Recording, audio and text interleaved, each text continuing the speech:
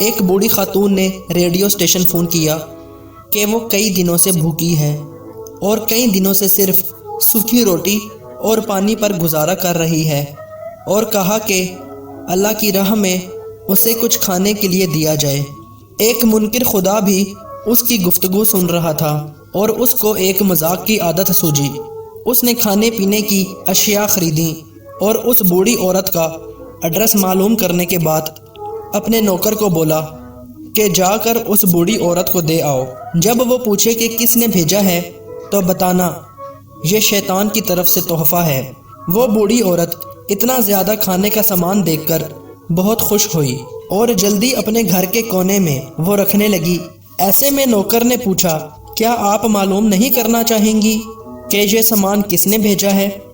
یہ سن کر وہ بوڑھی خاتون بولی، مجھے اس کی کوئی پرواہ نہیں کہ کس نے بھیجا ہے، مگر اتنا معلوم ہے کہ جب میرے رب کا حکم آتا ہے تو شیطان بھی حکم کی تعمیل کرتا ہے۔